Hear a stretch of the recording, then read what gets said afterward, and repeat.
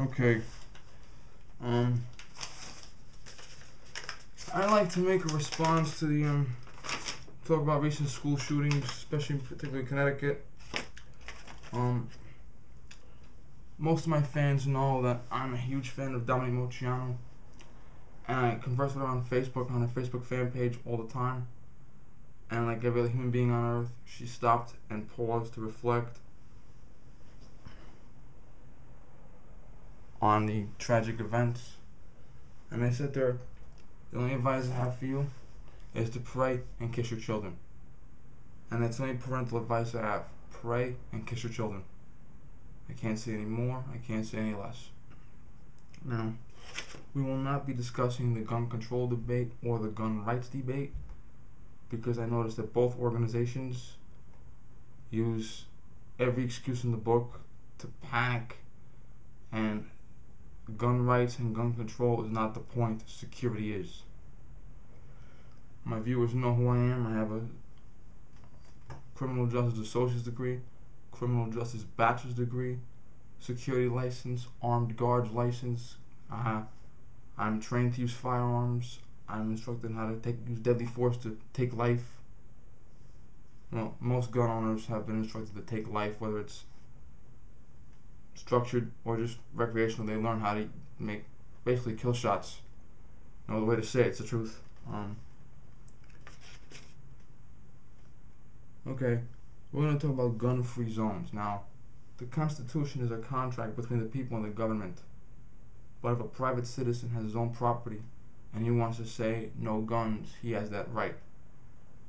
The Constitution says the government will not stop you, but a private individual on their own property can stop you. You can also have a mandatory gun policy where you must have a gun. I can say you cannot come to my house without a gun. I can say that too if I want. Now, gun-free zones. All government buildings, courthouses, legislative offices, airports, international borders, the governor's mansion, the White House, the Capitol, Fort Knox, all military bases, and schools. Those are gun-free zones. You may not carry a gun there. Now, the school is a gun-free zone, but no one has a gun. See, the other areas I just mentioned are gun-free zones for you, but for the security officers who are in charge of that facility, they have guns. I'm going to give you a prime example. My city hall, police department controls City Hall. They protect City Hall. Across the street, you have a building which was once my high school until 1980, and then it became the police department, police headquarters. And next to that, conjoining, is a courthouse. It was built on after. Both buildings are conjoined. You can't tell them apart from the inside, really. Now, I did my internship there in 2008, and my mother works as a civilian for the police department. The police section of the building is civilian employees like my mother, also with police administrators, the police commissioner himself, deputy commissioners, lieutenants, captains, detectives, this and that, administrators who are armed with firearms. The court section. In New York State, court officers are special officers. They take a test just for that. They go to academy just for that. And their job is to protect the courthouse, protect the judges, protect court actors, court proceedings, make sure everything goes fluidly. No one disturbs the court, no one escapes, no one kills anybody in the courtroom. The judge is not assassinated. Now, the building that I worked in, I had a security clearance as an intern that shocked me because I was seeing everything. You have photo ID for employees, you have surveillance cameras, you have steel doors that are magnetically sealed, you have card keys. The court officers search everybody coming, all the outsiders coming in, the guests coming in, full body scan, wands, x-ray machines for their baggage and paperwork. Court officers are in the courtroom, they're in the hallways. They are full-fledged police officers. They have Glock 19s with 15-round magazines plus one in the chamber. So they carry a total of 46 rounds of ammunition. They have arrest power. They have handcuffs. They have pepper spray. They have tasers, stun guns, all that stuff. Could you attack the courthouse? Absolutely, if you're Rambo. But the average Joe cannot attack that courthouse because it's too heavily guarded. Now, this brings us to hot target versus soft target. Sorry, hard versus soft. Okay, hard targets are courthouses, prisons, jails, airports, legislative buildings, the White House, the Capitol, the governor's mansion. Okay, these are hard targets because they're heavily surveilled, heavily secured, protected by armed gunmen. Police officers, Secret Service agents, whatever you call them, they are armed 24 hours a day. Then you have the intermediate targets, which would be gun ranges, gun stores, gun shops, all shooting locations, and Starbucks. Starbucks is a policy where employees and customers can bring their guns. Starbucks has not had a robbery since that policy took effect. Now, could you attack a gun range? Well, it's harder to attack a courthouse than a gun range. You got a better chance at the gun range because gun range isn't as secure as a courthouse is. So I would have gun activities as intermediate targets. Soft targets are schools, daycare centers, and any place that is gun-free. The movie theater in Aurora, Colorado, gun-free. The mall in Portland, Oregon, gun-free. Okay, and these are targets that are very, very soft because no one is armed. Okay, I don't carry a weapon when I go to the courthouse, but in my hometown, I can't throw a rock without hitting a court officer. So if I'm in my courthouse and I'm being attacked, chances are excellent there's a court officer within 10 feet of me. Schools they have security, but not to the extent that courthouses do or jails do, or the governor's mansion does.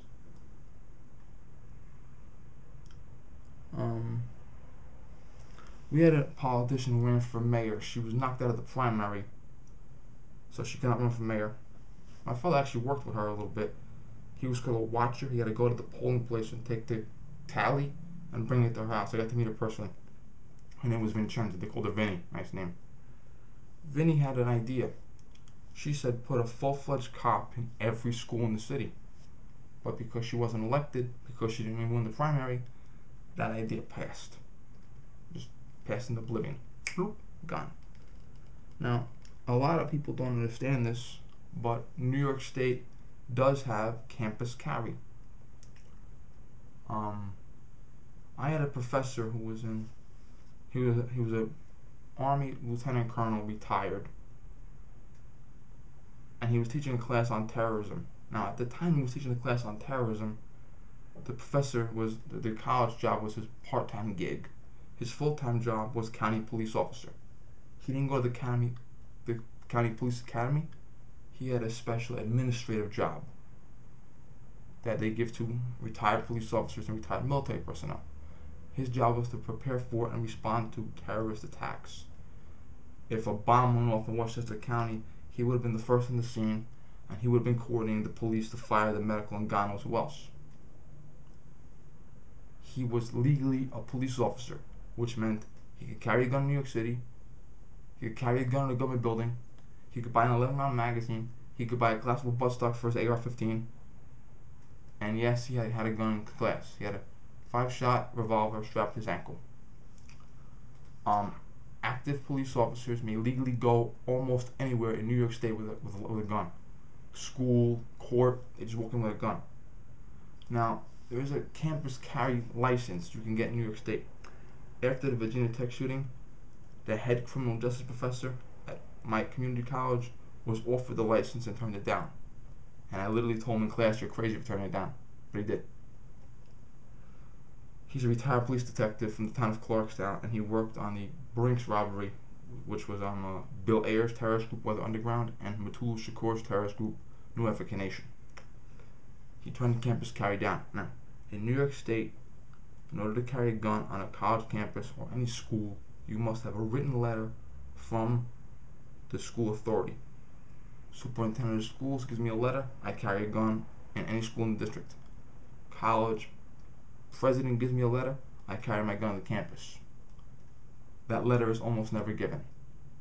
It's almost always given to retired police officers that are serving as professors part-time, politicians, children's bodyguard. If the governor sends his kid to college, the bodyguard's going to carry a gun. If a celebrity is going to a college paying $100,000 a year tuition, the celebrity bodyguard's going to carry a gun. It is very, very rarely issued. Very rare. But it does exist in New York. Now, I have my New York State security license, which meant I had to take an 8-hour class, discuss the local laws, security procedures, then a 16-hour class, and that is the license and I had to take fingerprints with the FBI. That is the license that school security guards carry in New York State, and probably in other states too. And the armed guard part is all that stuff I just mentioned, plus a safety class, which is similar to the handgun safety class when you get your handgun license, plus live fire. Now, when I first went for the armed guard license, live fire was just put the bullet on target. Then when I had to go renew, I have to renew every year. Now when I renew the license, they want you to do 10 feet away, 50 feet away, alternate targets, switch hands, which means my weak hand does the trigger, and my secondary hand protects, which is an assist, which is kind of hard for me, but I do it. And I'm one-handed, weak hand. Believe it or not, I was shooting better one-handed, weak hand than I was two hands, dominant hand. And then I'll jump out from behind the door and shoot. Okay, that's the course now. They want me a little more involved.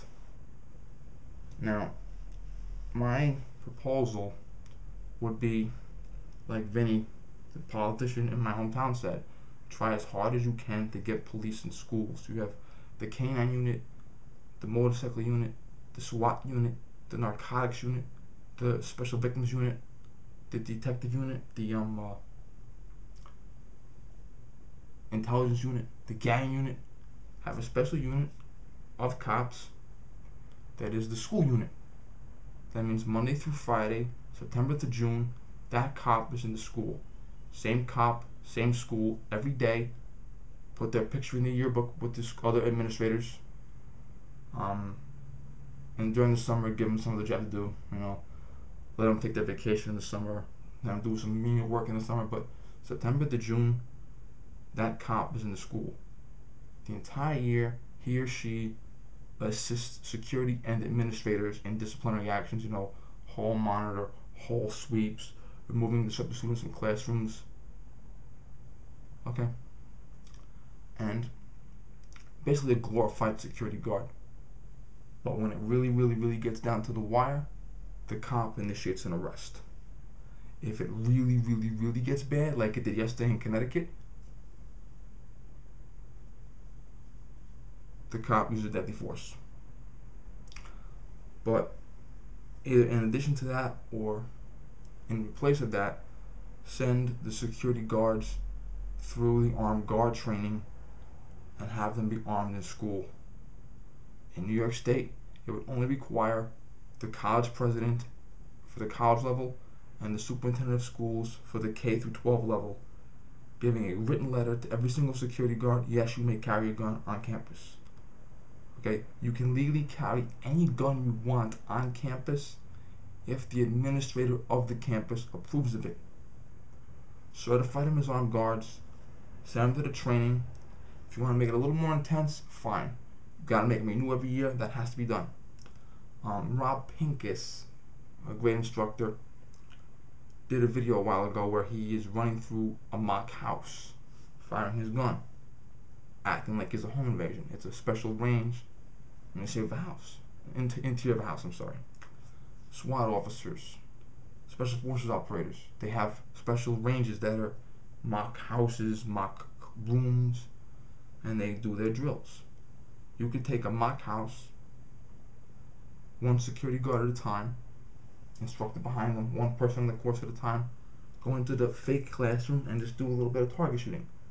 Friendly versus foe, shoot the bad guy. When the bell rings, draw your weapon. Okay, enter the room, evacuate the child. We'll have an adult act as a child. You can have them go to the academy. Most police academies where I'm from teach police officers Monday through Friday. On Saturday and Sunday they're closed. Okay, so on a Saturday or a Sunday, you pay the police instructor a little bit of overtime, and he entertains a special class just for the school security. Do I expect school security guards to be Delta Force? No, I do not.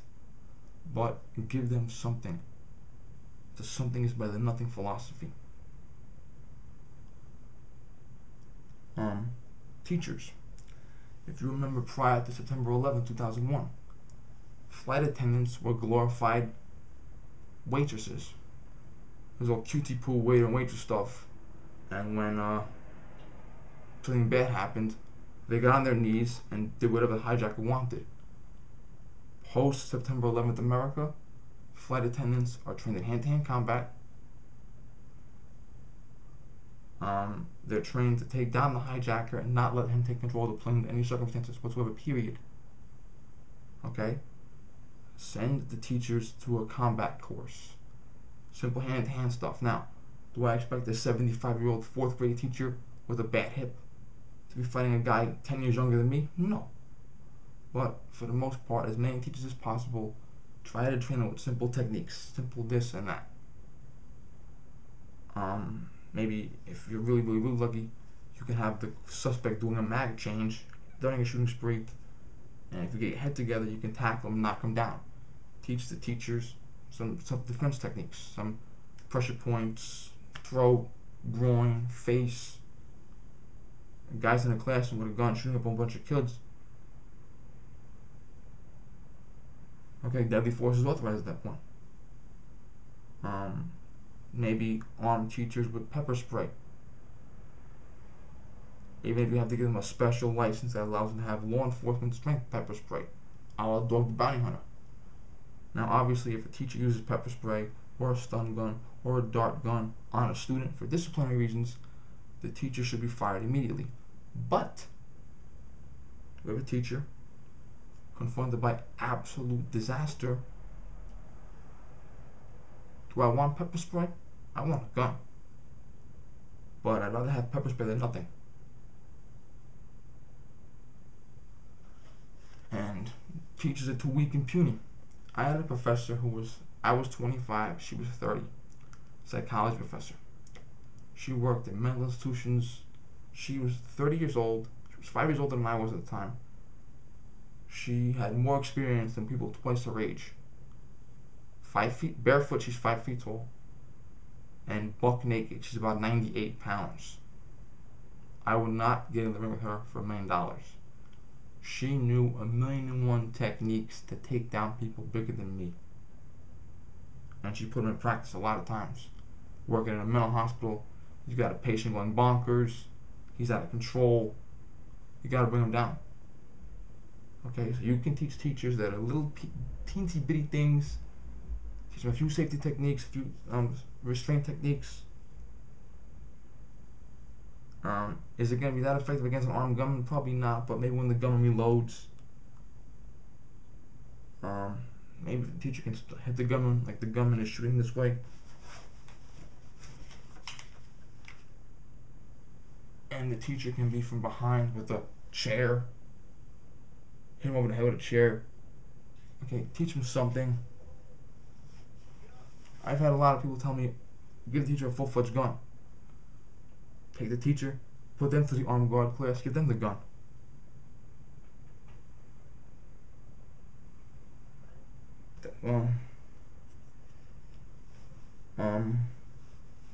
Yeah, would this deter it? Maybe, maybe not. Another thing. When I was in 2nd grade, we had Desert Shield. 3rd grade, Desert Storm. We learned bomb techniques. Against the wall like this. Squat down like this. You can't see about squat down. Like in a squatting position. legs closed, facing them up like that to play some glass. In the 50s, they taught kids to duck and cover. They taught kids all these stupid things when the Russians dropped the bomb on us. We were trained to respond to bombings. Enemy jets flying overhead, bombing schools. Did that ever happen? No. Were we trained for it? Yeah. Why not train the kids for stuff that's already happening? Train them for stuff that is happening. I don't expect third graders to be running around with tactical carbines and defensive Shiltrons, but teach them turn off the light. Teach them duck under the chair. Teach them flipping furniture up and hiding behind it. Teach them strategic evacuation. Is there a little hole, a closet, or a cabinet that a little kid can fit into that an adult can't? Maybe if the kid goes into that, the adult gunman may not be able to follow. Teach them to barricade the door, lock the door. A lot of teachers have cabinets and shelving systems in their classroom. I would strategically place the cabinet next to the door.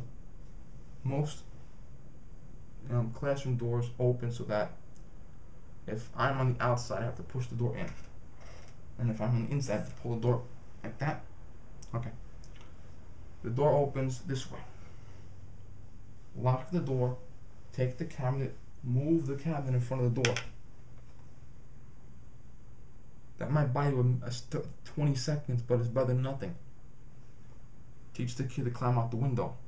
I don't want a kid jumping off the 4th floor, but if the classroom's on the ground, have the kid climb out the window. If the kids can't reach the window, what's the old technique? Biggest person in the room, down on all fours, everybody else step on their back. And then the last two pick them up, move them out. I mean, to teach kids some simple move, maybe it will help them survive. There was a teacher named Vicky. She had her entire classroom hide in closets and crawl spaces. And when the gunman came in, she lied and said they're in the gym. Gunman shot her and killed her, but everyone else in the class survived. That's a teacher, last second preparation, unprepared students. It can be done. So if you train the kids, it can be done better and faster. Dave Sanders, Columbine High School, he ran through the halls, locked all the doors, told all the kids to get in the classrooms, duck under the desks, hide, turn out the lights. He was eventually killed by the gunman, but I thoroughly believe that if Dave Sanders did anything different, a lot more guys would have got killed. Okay, these are everyday people that are operating on their instinct and their adrenaline. You can do it. Give them proper training. Okay? This is reality. Okay, I'm scared to death for these kids. Now, the college I went to, they allowed you to carry pepper spray. And they allowed you to carry a knife. If I got a knife and the guy's 10 feet with a gun, not gonna make a difference. But something is better than nothing. Okay? Arm the security guards, put the cops in, teach the teachers hiding, teach the kids hiding, teach the teachers self-defense, basic stuff. If you can teach a kid to hide under a desk because the Russians are going to drop a nuclear bomb on his head, teach him to hide from a gunman. Give the school security the equipment they need to fight back.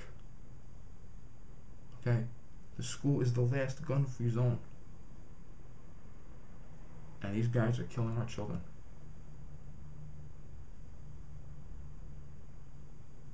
This is not a joke anymore. Okay? I want everyone watching this video to share it. Facebook, YouTube, show your friends. There's no cursing in this video, it's a professional video. Show it to schools, show it to teachers, show it to principals. Okay? Parents, you don't have to wait for the school to teach your kids duck and cover. You can teach your kids in your home how to hide, how to barricade a wall, how to barricade a door, how to go out a window. You can teach them in your home. Okay? I would be happy than anybody if one high school principal saw this video and said, you know what, Vinny's right. I'm going to tell my teachers in my school to help the kids help themselves. One superintendent of schools, call your mayor, call the county executive, call the governor and say, please, can you spare a police officer in my school? And Barry and Eric from Iraq Veteran 8888, I'm going to put their link below. Say there's a school in their area in Georgia where a full-fledged police officer is on duty. This is not a joke anymore. This is serious. Thank you.